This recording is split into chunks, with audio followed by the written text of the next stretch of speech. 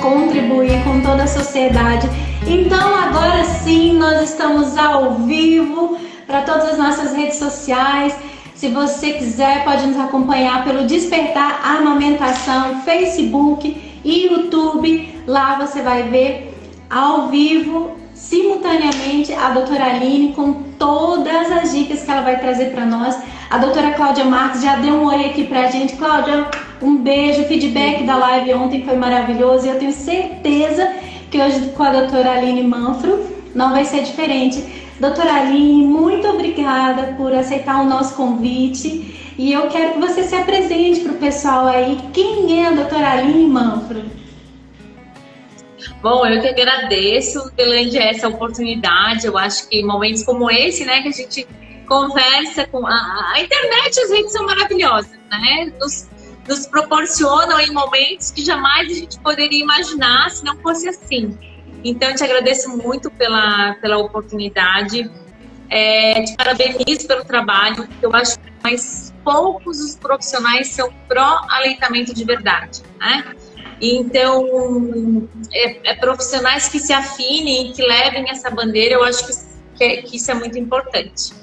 Bom, meu nome é Aline Manfro, eu tenho quase 41 anos, eu moro aqui em Florianópolis. Eu tenho duas menininhas lindas, a Clara e a Cecília, que vão fazer 7 anos agora em junho. Eu sou casada com o Rafael há quase 20 anos. E eu sou também odontopediatra, né? Sou dentista, me formei aqui na Universidade Federal de Santa Catarina e fiz toda a minha especialização, mestrado, doutorado na área de odontopediatria, sempre puxando para essa atenção materno-infantil, né? Então, o meu objetivo de vida, né, se é assim, se isso existe, é fazer essa atenção dos primeiros 1000 dias, né? Que compreendem os 270 dias da gestação, os 360 dias do primeiro ano e mais os 360 dias do segundo ano. Eu, por 12 anos, fui professora universitária. No final de 2019, beijo, Flávia, no final de 2019, eu acabei me desligando da Unisul e acabo hoje me dedicando ao consultório, né, clínica particular exclusivamente, e também agora os meus cursos online, que agora eu estou mais, né, nesse viés, assim. Então é basicamente isso. Então são quase 20 anos de bunda no mocho, de muito atendimento clínico e realmente é uma das coisas que mais me satisfazem aí, né, profissionalmente. Eu não me imagino fazendo outra coisa que não atendendo crianças. E só para finalizar, né, então hoje basicamente quase 90% das minhas primeiras consultas no consultório são bebês que vão crescendo comigo, né? Então, hoje já tenho pacientes de 19, 21 anos, são os meus pacientes mais velhinhos, assim, né? Mas, geralmente, eles entram bebezinhos. Que lindo! Olha, Aline, de básico, minha amiga, não tem nada, viu? 20 anos de carreira, professora, doutorada, eu sei o que é um mestrado, um doutorado, eu nem cheguei perto ainda. De básico não tem nada, você está de super parabéns. E eu tenho certeza de que a sua história ainda está só começando, tem muita coisa ainda para acontecer em você e através de você, a diferença que você faz na vida de cada um dos seus pacientes e de suas famílias. Muito, muito bom. Mas hoje nós vamos falar também sobre a amamentação e eu queria que você falasse como profissional, como mãe, né, também, sobre a amamentação, como foi para você, qual é a importância dentro da sua especialidade? Bom, como eu falei, na verdade, eu acho que a amamentação todo mundo tem no consciente coletivo, que a amamentação é a melhor coisa do mundo, que não existe alimento mais sagrado, mais completo, mais maravilhoso, do vínculo da mãe e do bebê, tudo isso. Só que eu acho, às vezes, Delândia, que romantizam muito essa relação e, às vezes, o aleitamento ele não é tão simples assim. Então, eu vou contar uma historinha que foi o seguinte. A minha mãe, eu tenho uma irmã temporona, Eu tenho uma irmã temporona. A minha mãe e meus pais engravidaram com 43 anos da Luísa.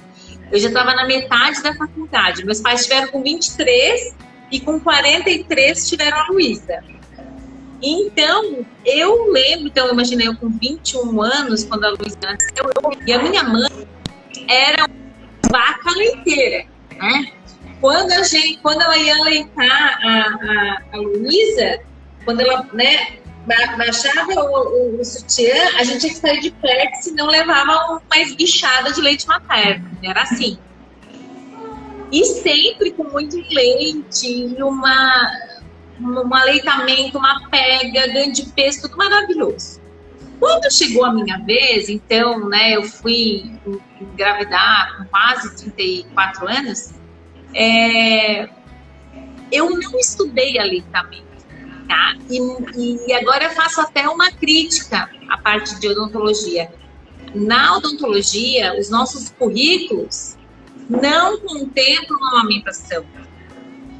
Então, assim, a odontologia, são poucas coisas. O aleitamento até exclusivo 6 meses até 2 anos, aleitamento é muito bom, tem que fazer aleitamento, é isso. Né? Então, nós, enquanto profissionais, nós não saímos capacitados, isso nos falta muito. E eu não sabia nada de aleitamento e eu achava, na minha, né, ignorância, que estava tudo certo, que eu ia ter a história da minha mãe, entendeu? Ia sair dando leite. E não foi assim, a minha história pessoal de aleitamento foi uma tragédia, né? Assim, tudo errado, tudo deu errado, tudo. Teve introdução de bicos artificiais, teve introdução de chupeta, são gêmeas as minhas filhas, teve introdução, a suplementação que acabou ficando, confusão de bicos, enfim. Mas isso, né, embora tenha sido para mim tragicamente uma história muito frustrante e muito possivelmente eu não vou ter mais filhos, né, nessa existência, eu usei isso como uma forma de ressignificar. E eu comecei a estudar, depois de ter filhos, loucamente o aleitamento, assim, a amamentação, onde foi que eu errei, o que poderia ser diferente. E isso, assim, Delande, abriu o mundo, né? Coisas que eu jamais imaginaria. Então, hoje eu vejo o quão pouco a gente sabe sobre aleitamento. E eu já era mestre, doutora, eu tinha livro publicado, eu não sabia nada, absolutamente nada. Então, hoje eu vejo a diferença, né? Que a amamenta está empoderada, saber, conhecer, estar certa, é importante para o sucesso do aleitamento. Eu acho que isso é uma coisa, assim, importantíssima. É verdade. Aline, você falou, eu até imagino, aqui, quando a gente vai fazer consultoria,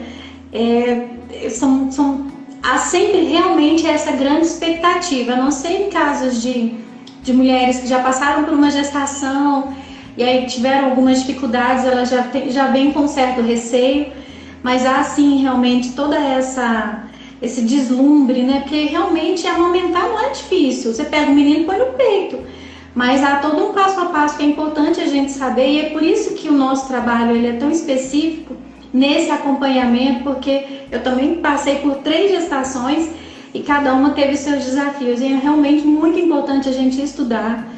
Então, todas as mães que nos acompanham aqui, elas percebem o quanto que faz a diferença quando a mulher, a doutora Cláudia, ela gosta muito de falar em empoderamento, né? E é mesmo, a mulher precisa se empoderar de conhecimento para desenvolver melhor todo esse processo de maternidade, amamentação.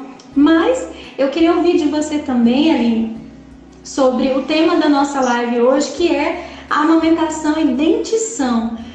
Qual que é o papel desse aleitamento materno em todo esse desenvolvimento dos dentinhos do bebê? Joia. Bom, então, a primeira coisa que a gente tem que pensar é o seguinte, pensando em crescimento craniofacial, né? Todo bebê, tá? Não é 99%, é 100% dos bebês, eles nascem retrognatas. O que é isso? O queixinho, ele nasce para trás, até. Todos para trás. Por quê? Porque isso na dinâmica do nascimento por parto natural, parto vaginal, que seria o normal, né, digamos assim, se o bebê tivesse esse queixo muito grande, ele dificultaria a passagem no canal do parto vaginal, da vagina, né? Aham. Demoraria, dificultaria. Então, ele tem o queixinho para trás, ele se apoia aqui e faz a passagem, tá? Então, todo bebê nasce com o queixinho para trás. Então, se vocês, mães que estão aqui nos acompanhando, se vocês forem, deem uma olhada lá nos newborns de vocês, as fotos de recém-nascidinho, vocês vão ver que o queixinho do bebê de vocês é para trás. E o primeiro start para a gente fazer esse desenvolvimento mandibular e para a gente ter uma melhor relação entre maxila e mandíbula é o aleitamento materno, tá? Então, o que o aleitamento materno faz? Ele faz um movimento que é complexo, tá? A criança, né? A mulher coloca o mamilo, faz o toque, a criança abre a boca, ela faz a protrusão da linguinha, faz a protrusão da mandíbula, eleva e retrui. Faz isso aqui, ó. Com esse movimento, então, a abertura vai para frente, né? Volta, eleva e retrui. Isso aqui, ele vai causar um estiramento nesses músculos e vai fazer com que essa mandíbula se desenvolva de uma maneira adequada. Então, o primeiro estímulo para crescimento mandibular é o aleitamento materno. Então, isso é uma coisa extremamente importante da gente saber. Ai, Aline, mas e a mamadeira? Como é que é a mamadeira? A mamadeira faz isso? A mamadeira não faz isso. Os bicos artificiais não fazem isso, tá? A mamadeira, vocês lembram que para o aleitamento a gente tem que fazer uma protrusão de língua para entrar o mamilo, tá? Na introdução da mamadeira não acontece isso, né? Ao contrário, a gente tem que retruir essa língua para entrar o bico artificial e, ao mesmo tempo, há um entulhamento da língua lá atrás. Porque vocês concordam comigo que quando a gente faz um aleitamento no peito, sai gotinha, sai jatinho, mas quando a gente faz um aleitamento de mamadeira, sai um fluxo muito grande? Então, até para o bebê se escapar de se afogar, ele faz ele abre a boquinha, baixa a ponta de língua, entulha, sobe o dorso da língua lá atrás e ele coloca aqui e faz um movimento só de abertura e fechamento. Faz vinquinho aqui, porque ele usa bucinador, ele não usa músculo da mastigação. Então, para fazer um aleitamento de mamadeira, a gente usa aqueles músculos que a gente faz quando chupa o canudinho, sabe? Ó? Faz vinco, tá? Diferente do aleitamento no peito, que a gente usa músculos da mastigação, tá? Então, só por essas duas diferenças, tá? Bem simples, a gente já vê que o aleitamento no peito é muito diferente do aleitamento feito, né, artificialmente. E isso explica também, Delândia, o grande número de crianças classe 2, né? Classe 2 é uma terminologia que a odontologia usa para crianças que continuam com o queixinho lá para trás, tá? Por quê? Crianças que foram aleitadas, né, pela mamadeira, acabam não desenvolvendo de forma adequada essa mandíbula, esse crescimento mandibular acaba ficando, né, com o queixinho mais para trás, tá? Então, essas são particularidades importantes da gente lembrar. Outra coisa, Delândia, se tu quiser me interromper, tu vai me falando, tá? Porque eu falo bastante. Outra coisa é em relação à confusão de fluxos, que eu já falei, né? Que a gente tem quando a gente faz o uso de mamadeira, a gente pode ter uma confusão de bicos, né? Porque o que acontece? A gente toma uma mamadeira. A posição da língua é muito diferente. Então, se tu dá uma mamadeira para a criança suplementar, quando a mãe coloca o peito, o que vai acontecer de mais comum é a criança com a língua querer dificultar o peito da mãe, porque ela lembra do mecanismo que ela faz a sucção da mamadeira, né? Então, a gente tem essa dificuldade. Além, então, da confusão dos bicos, a gente tem a confusão dos fluxos, que são as diferenças, né? Porque no peito, a gente pega o mamilo, que se alonga, ele tem aquela peneirinha, então, né, vai saindo gotinha, diferente da mamadeira, que a mamadeira, um bebê esvazia em 2 minutos, né? E daí, o que acontece também, Delândia? Quando a gente toma mamadeira, a nossa fisiologia de respiração muda. Quando a gente tem um aleitamento no peito, a gente tem um fechamento hermético dessa cavidade, né? Então, a gente procura língua, enluva mamilo, né? Fecha direitinho, a gente faz tudo sequenciado, respiração, sucção, deglutição, não entra ar, é uma beleza, tá? Agora, quando a gente faz uso de mamadeira, a gente não tem aquela boca abertona, a boca é menor, a gente não tem vácuo. Então, o que acontece? Além do leite, a gente engole ar. Então, a criança, ela se sacia rapidamente, porque o estômagozinho vai estar cheio do leite ali artificial, mas ela vai estar com uma grande quantidade de ar também, né? Então, provavelmente, ela vai sofrer mais com gases, com distensão abdominal, né? Que são coisas importantes. E então, são várias alterações que a gente tem desses 2 tipos de aleitamento. Muito bom. Nossa, estou aqui aprendendo muito. Muito bom, viu, doutora Aline? Pessoal, se tiverem alguma dúvida, manda aqui pra gente. Às vezes passa rápido, mas a gente tem aqui toda uma equipe, o marido, que vai fazer pra gente deixar aqui as perguntas certinhos pra gente poder fazer pra doutora Aline, pra ninguém sair com dúvida nenhuma. Mas eu achei muito interessante essa confusão de bicos que você mostrou, porque ainda há realmente toda essa cultura de introdução de mamadeira, principalmente a questão do leite materno, como ele tem enzimas digestivas, isso e aquilo outro, faz a digestão mais rápida. Já a fórmula, que não tem, traz uma saciedade mais rápida e por mais tempo, e aí fica tudo muito mais fácil para o bebê. E aí eu queria só que você nos falasse, então, você falou para mim que desde bebezinhos ficam com você até maiorzinhos ali, já rapazes, moças e rapazes. Você consegue perceber, doutora Aline, a diferença de um paciente seu que você está acompanhando ali durante todo esse período, aquele que teve um aleitamento materno exclusivo ao seio e aquele que não houve esse aleitamento materno e que usou fórmula, por exemplo? Você consegue ver essa diferença?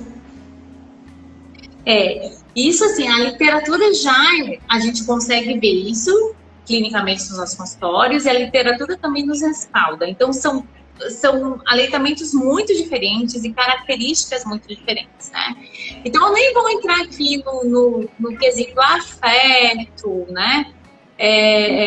Vínculo, diminuição de câncer de mama e de ovário em mulheres, aquela coisa toda, tá? Inteligência, aumento de QI, inclusive em crianças que são aleitadas do que as não são, tá? Mas do ponto de vista odontológico, a gente tem características muito clássicas, né?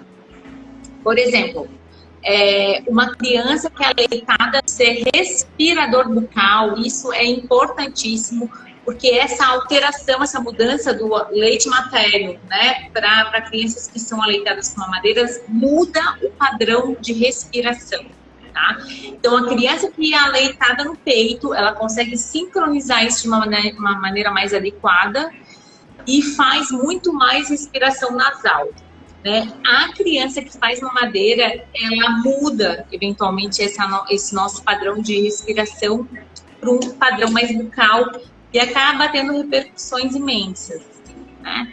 Além disso, o crescimento mandibular, né? Então, crianças que são aleitadas em mamadeiras têm mais chance de ser classe 2. E além de ter outras maloclusões, como, por exemplo, mordida aberta, mordida cruzada. Então, olha o que acontece, só para, né, falar um pouquinho sobre essas mordidas. Quando a criança mama no peito, o mamilo, ele é plástico e ele se adapta totalmente à cavidade bucal dessa criança. Vai fazer toda aquela, né, aquela massagem, aquele estiramento, aquele crescimento, respiração, tudo certo. Agora, quando eu tenho, por exemplo, o uso de mamadeira ou de chupeta, ao invés de eu ter a minha língua apoiada, porque olha só vamos fazer um exercício aí todo mundo. Fiquem parados, assim, né, boca fechada. Onde que a língua de vocês está encostando? Não está encostando lá no céu da boca? Lá no céu da boca é a pontinha daqui, ó. Na papila incisiva, tá? Então, geralmente, quando a gente tem o uso de bicos artificiais, seja ele de mamadeira ou de chupeta, há um abaixamento dessa língua. E essa língua, gente, ela não consegue conformar o palato. Não fica aquele palato bonito, né? Então, ele fica atrésico aqui, ó. E quando ele fica atrésico, ele acaba cruzando a mordida. Ao invés de a gente ter uma mordida assim, bonitona, ele atresia aqui e tem isso aqui, ó. Então, tem uma mordida cruzada posterior. Eu não sei se eu consegui me fazer entender aqui, tá? Mas a gente atresia aqui e cruza a mordida. Então, a gente tem uma mordida cruzada, né? O normal é a gente ter uma mordida que os dentes de cima abracem os de baixo, como se fosse uma caixa de sapato. A tampa abraça a caixa, né? Como a gente tem esse cruzamento do palato, fica atrésico, fica estreito, a gente tem um cruzamento, tá? E na frente, se a gente usar bicos artificiais com chupeta por muito tempo, a gente vai ter uma mordida aberta. Por quê? A implantação dos dentes, ela é, especialmente em crianças, né, ela é muito vertical. Se eu tenho uso de um bico, eu vou ter uma inclinação dos dentes de cima e um reto inclinamento dos dentes de baixo para caber aqui o bico, tá? Então, a criança vai ter uma mordida aberta anterior, né, e uma mordida cruzada posterior. E olha só, Adelândia, como tudo é muito, muito correlacionado. Pensa comigo, se eu tenho uma criança que tem uma mordida aberta e tem uma projeção desses dentes da frente, você acha que ela vai cair quando ela cair? Criança cai sempre. Ela vai ter mais chance de ter traumatismos dentários e quebrar dente, e avulsionar dente ou menos? Mais, né? Mais. Então, crianças que usam chupeta, que tem essa sobressalência, essa mordida aberta, elas são passíveis, elas sofrem mais traumas dentais. Então, até para a gente prevenir, para a gente falar de prevenção de trauma dental, o não uso, né, das chupetas, dos bicos artificiais é uma prevenção, é uma coisa boa. Então, é só para vocês terem ideia, né, da quantidade de coisa que afeta o uso de bicos artificiais. Assim. Nossa, quanta informação, hein, gente? Ó, se vocês estão gostando, deixa um joinha, faz um coração aí para a doutora Aline, porque realmente está muito, muito boa a nossa live hoje. E olha, eu quero até pedir desculpa, licença, doutora Aline, só um minutinho. Parece que a gente não está conseguindo pegar bem no YouTube e no Facebook. A transmissão aqui no Instagram está melhor. Então, para você que está nos vendo no Face, no YouTube, a transmissão aqui no Instagram parece que está com uma qualidade um pouco melhor, tá bom? Mas voltando, então, vamos aproveitar ao máximo aqui o nosso tempo, porque o Instagram nos dá 1 hora só, doutora Aline, está quase acabando o nosso tempo, mas eu quero ainda que você nos diga, porque todas essas informações é importante que a mãe tenha desde o pré-natal, né? Mas, sem falar de pré-natal, quando deve ser a primeira visita desse bebezinho lá no seu consultório? Ótimo, ótima pergunta.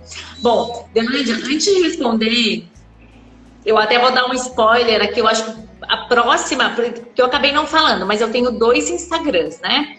Eu tenho um Instagram que é mais voltado para os pais, que é o Odontopediatria com Amor, e o mais voltado aos profissionais, que eu sou odontopediatra, que é esse que eu estou, né? E a próxima publicação que eu vou fazer lá no Sou Odontopediatra, aqui, né, no Sou Odontopediatra, vai ser: os dentistas esqueceram as gestantes. Tá? Os dentistas esqueceram as gestantes. Então, a gente tem que ressaltar a importância do atendimento do pré-natal odontológico, tanto em termos de prevenção de doenças bucais para essas gestantes e também para os bebês, tá? Então, o ideal é que a gente tenha esse primeiro contato com o bebê ainda dentro da barriga da mãe, né? Mas depois, né, assim, ai, Aline, tá, a gestante veio, fez os acompanhamentos e agora o bebê nasceu. Quando que o bebê deveria ir pela primeira vez ao dentista? De forma geral, Delândia, todas as associações, tá? Associação Americana de Odontopediatria, Europeia, Associação Brasileira de Odontopediatria, Academia Brasileira de Pediatria Médica, todas as entidades de classe, elas recomendam que a gente faça a primeira consulta odontológica ainda durante o primeiro ano, coincidindo com o nascimento do primeiro dente, tá? Basicamente é isso. Só que às vezes, Delândia, a gente recebe bebês de 15 dias, né, 20 dias. E adivinha por quê? Eu adoro. Quando assim, ó, a minha secretária já diz: olha, Aline, tem um bebê aqui, ó, 15 dias. Eu falei: é perlingual, né? Porque antes era uma coisa que passava muito negligenciada e hoje a gente sabe que a primeira função oral que é impactada por um freno lingual curto é o aleitamento materno. Então, hoje, a gente recebe muito avaliações, né? Assim, bebês de menos de 30 dias para avaliação de freno lingual para ver se está impactando.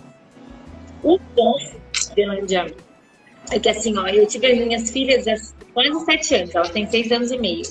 E na minha época, eu não via, assim, parece que depois eu ganhei, ou eu também fiquei mais atenta, mas construção de consultoras de aleitamento, sabe, de enfermeiras ajudando o aleitamento, isso eu acho, assim, fantástico, né? Então, quando eu recebo esses bebês pequenininhos, eu já sei que ou é a avaliação do freno, ou é uma estomatologia, um dente natal que nasce. A criança nasce com dente, ou nasce nos primeiros 30 dias, ou algum nódulo de bola, alguma coisa assim. Mas, tirando isso, né, a primeira consulta odontológica deveria acontecer no primeiro ano, especialmente quando nasce o primeiro dente. E por que isso? Porque a doença bucal mais prevalente nessa primeira infância, e na infância, de forma geral, tá? Não é só na infância, não. A doença bucal mais prevalente é a doença cárie. E ela, gente, só para vocês terem uma ideia, saíram vários artigos epidemiológicos sobre isso. Ela aumenta de forma exponencial nos 3 primeiros anos de vida. Então, só para vocês terem ideia, saiu um estudo bem antigo até, lá da UEL, que foi o berço da odontologia para bebês aqui no Brasil. De 6 meses a 1 ano, a prevalência de cárie é em torno de 4,5%. No segundo ano, ela sobe para 28,1%. E no final do terceiro ano, ela chega a quase 49,4%, né? Então, no último SB Brasil, que é um levantamento bem extenso que a gente faz aqui no Brasil em relação à cárie, cárie é uma doença multifatorial que pode ser prevenida. Então, não dá, assim, para a gente aceitar que metade das nossas crianças de 5 anos já tenham tido ou tenham cárie.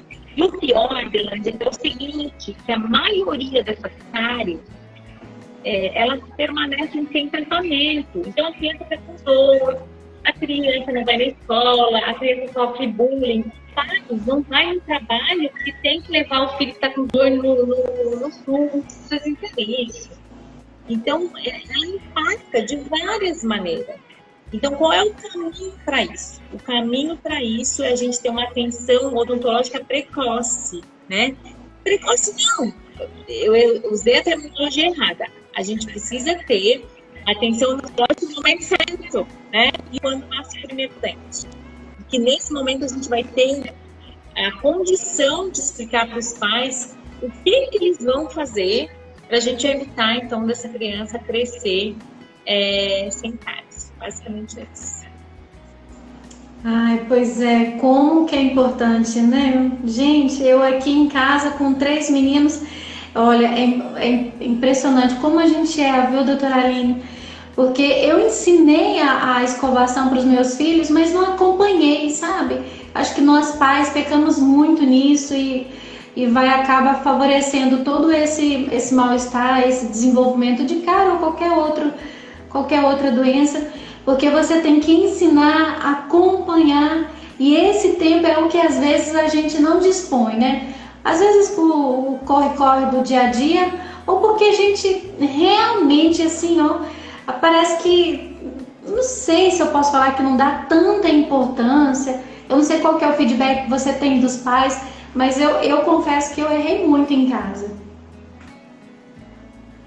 Na verdade, eu acho que, assim, a gente tem uma fase, né, do nascimento até o primeiro ano, que é uma fase bem tranquila da gente escovar os dentes. As mães elas vão para o consultório, os bebês deixam, é uma maravilha, elas batem foto, mandam, né, para a família, olha meu bebê no dentista, não chora, deixa, aquela coisa toda.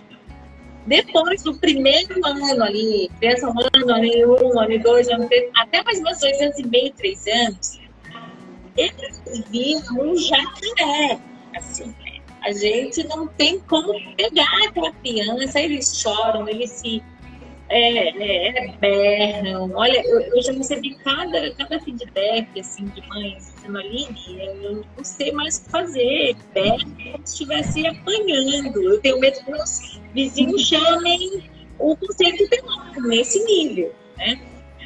Só que, e depois, milagrosamente, o que acontece? A criança vai crescendo, desenvolvimento psicomotor, entendimento, amadurecimento psicológico, a criança entende e incorpora como hábito.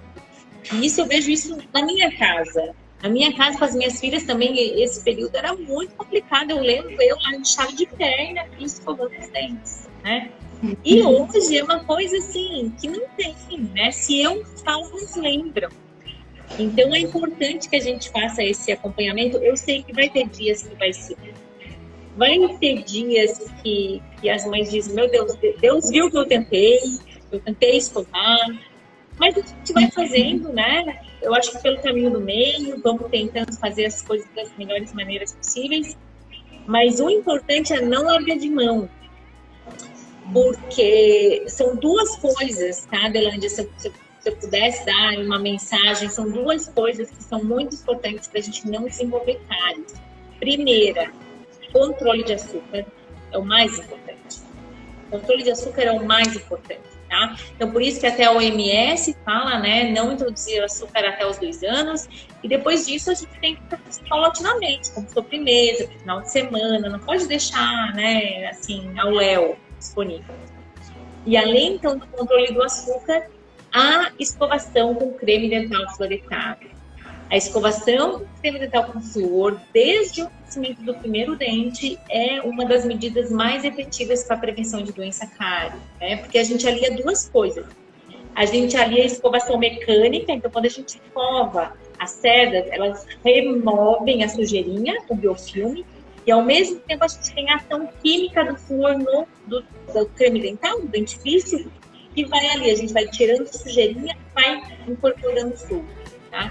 Então, isso é a coisa mais importante, tá? Controle de açúcar, escovação com creme dental com flúor, desde o nascimento do primeiro dente em pouquíssima quantidade. Ai, que ótimo! Gente, que maravilha! Tanto conhecimento, realmente muito importante, viu, doutora Aline? Mas se eu te contar que nosso tempo acabou, você acredita? Acredito! Passa muito rápido, né? 1 hora não dá para falar nada, mas eu quero ainda que você deixe aí as suas considerações, seus recados, onde a gente pode te encontrar. Bom, então, quero agradecer mais uma vez, Delândia, ao teu convite. Eu adoro receber convites para falar sobre aleitamento, porque eu acho que é uma forma até de eu ressignificar a minha história e ajudar mais mulheres, mais colegas. Eu estou, como eu tinha comentado, no Sou Odontopediatra, que é um canal mais para pais leigos. Desculpa, no Odontopediatria com Amor, né, que é mais para pais, e aqui no Sou Odontopediatra mais para colegas. As minhas considerações são: você, mulher que está gestante, procure o seu dentista, faça um acompanhamento. Existem vários estudos aí relacionando doença periodontal, doença de gengiva, gengivite, periodontite, com desabores aí obstétricos como parto prematuro, e mais recentemente até foi relacionado com pré-eclâmpsia. Então, assim que está grávida, procure seu dentista, tá? Você procura seu médico, pré-natalista, ultrassonografista, você vai no nutricionista, você vai no fisioterapeuta fazer drenagem, você faz cidro. Vá no seu dentista também. Ele também faz parte da equipe de saúde pré-natal, tá? E depois, assim que você tiver o seu bebezinho, leve ele ainda durante o primeiro ano ao dentista. Assim que nascem os dentes, né, que nascem em torno de 6 meses, mas isso é uma média, leve o seu bebê no dentista. Essa consulta é muito importante. Ele vai explicar como vai escovar, quantas vezes vai escovar, qual é a quantidade de creme dental, qual creme dental, como tem que escovar, qual posição, tudo, e vai ajudar muito, né, para a gente manter essa saúde bucal e o seu bebê, o seu filho crescer aí cara zero, né? É isso que a gente quer. Agradeço demais, me coloco à disposição. Eu tô, né, o que eu puder ajudar, estou sempre por aqui. Obrigada, Delândia.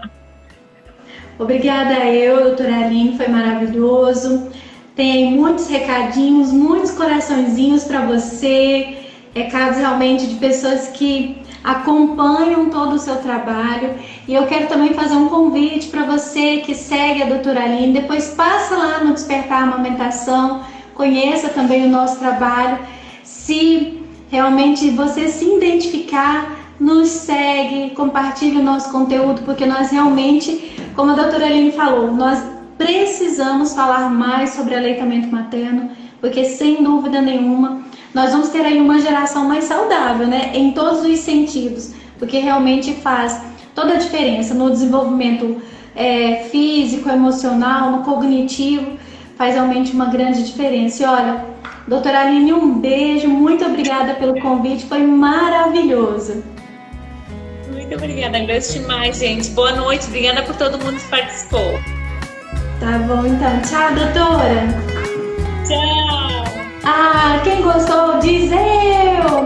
Gente, olha, muito obrigada a todos vocês que participaram aqui conosco. Realmente foi muito bom a participação aqui da doutora Aline.